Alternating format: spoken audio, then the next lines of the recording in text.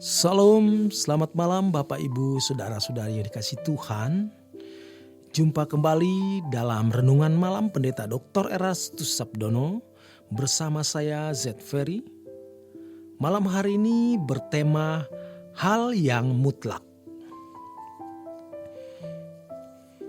Firman Tuhan jelas mengatakan kepada kita sejak di Perjanjian Lama bahwa Allah yang kudus menghendaki umatnya kudus sesuai dengan standar Allah. Bagi umat Perjanjian Lama, standarnya adalah 10 hukum Tuhan atau Taurat yang harus mereka patuhi. Tetapi standar di Perjanjian Baru, kesucian yang harus dimiliki orang percaya adalah Yesus, Anak Tunggal Bapa, Tuhan Yesus Kristus. Alkitab jelas menulis,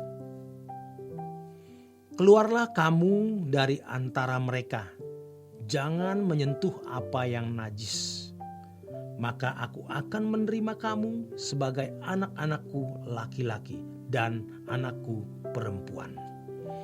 2 Korintus 6 ayat 17 sampai dengan 28.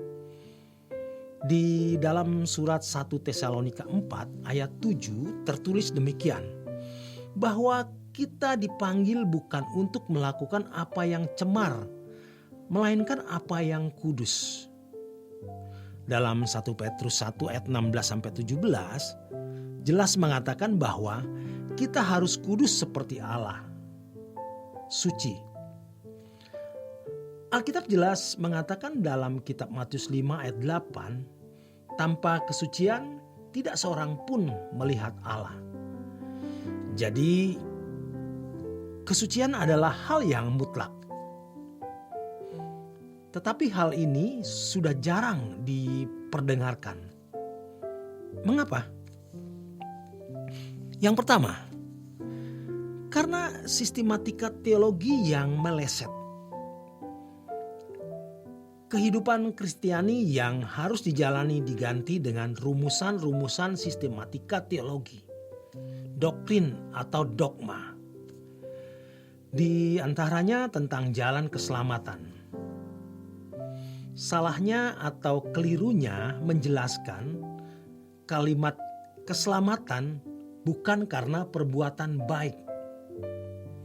Keselamatan memang bukan karena perbuatan baik, melainkan karena anugerah Allah, inisiatif Allah. Bukan manusia baik, karena tidak seorang manusia pun baik jika dilihat dari standar kesucian Allah. Allah memberikannya secara cuma-cuma, bukan berdasarkan jasa kebaikan manusia. Tetapi justru anugerah itu diberikan supaya manusia bisa hidup sesuai dengan yang dikehendaki Allah. Bukan hanya supaya manusia dapat dibebaskan dari akibat perbuatan salah. Berbuat salah bagaimanapun dosanya ditebus aman-aman saja. Ini sesat. Dan ini ajaran yang jahat yang membuat orang Kristen tidak mengerjakan keselamatannya dengan takut dan gentar. Ini yang membuat banyak orang Kristen menjadi wajar seperti manusia lain. Dan gereja-gereja menjadi padam. Contoh jelas, gereja-gereja di barat yang tadinya menjadi pusat pengutus dari para misioneri ke Indonesia, sejarah membuktikannya.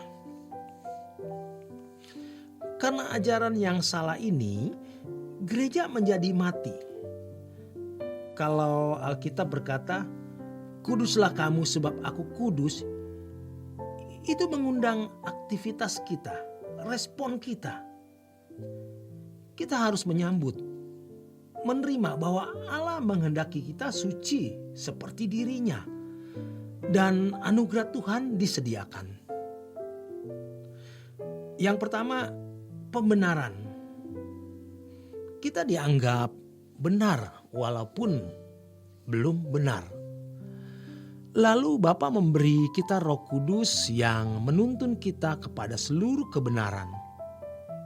Kemudian Tuhan juga memberikan kita firman, di mana Roh Kudus akan membuka pengertian pikiran kita, sehingga kita mengerti firman. Mengapa tidak kita berjuang untuk hal ini? Mengapa kita tidak meminta kepada Tuhan untuk mencapai level-level yang Allah kehendaki tersebut? Kalau untuk masalah utang piutang, masalah rumah, masalah hukum, masalah anak sakit, masalah orang sakit, mungkin diri kita atau orang-orang yang kita kasih tidak kita memaksa-maksa Tuhan untuk menjawab dan mengabulkan doa kita. Tetapi mengapa untuk kesucian hidup yang itu menyangkut nasib kekal kita, kita tidak meminta-minta, kita tidak bergumul sungguh-sungguh? Mengapa kita tidak berani untuk berkomitmen, berjanji, bertekad bahwa apapun yang terjadi dan berapapun harga yang harus kita bayar, kita mau hidup suci. Dan berani mengatakan, yang lain boleh tidak engkau kabulkan, tetapi yang satu ini jangan engkau tidak kabulkan. Bapa, buat aku hidup suci seperti putramu. Buat aku hidup tidak bercacat, tidak bercela, sesuai dengan standar kesucianmu. Buat aku menjadi anak kesukaan Bapa.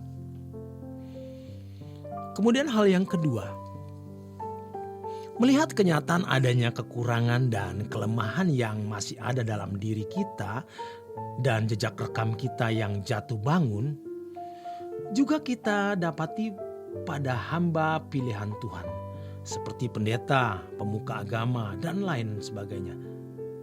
Sejatinya kalau memang ini kehendak Bapa untuk kita hidup suci, maka tidak ada pilihan lain. Apapun yang akan terjadi nanti dan berapapun harga yang harus kita bayar, mestinya kita berani. Mengapa kita tidak senekat-nekatnya untuk mencapai kesucian hidup seperti yang Allah Bapa kehendaki dan standar kesucian yang Bapa kehendaki? Paulus juga mempunyai kekurangan, kelemahan. Dia mengatakan dalam suratnya kepada jemaat Roma, "Aku tahu apa yang baik, tetapi yang jahat yang kulakukan." Paulus sadar akan kelemahannya. Bahkan ketika dia berkata, duri dalam daging itu untuk menahan supaya dia jangan sombong. Itu berarti dia sadar masih banyak kekurangan di dalam dirinya. Tapi lihat komitmennya. Bagiku hidup adalah Kristus dan mati adalah keuntungan. Kalau Yesus sudah mati untuk kita, kita semua sudah mati. Dan kalau kita hidup untuk Dia. Walaupun Paulus banyak kekurangan, tetapi dia punya tekad. Maka mari kita bertekad. Apapun yang terjadi, biar kita dipandang sombong atau bodoh, terserah. Kita akhiri sisa umur hidup kita dengan kesucian. Hidup seperti kekudusan yang Allah kehendaki. Dalam hidup ini, kita memang banyak kesulitan, tetapi jangan menyurutkan tekad untuk hidup suci. Jangan kita licik.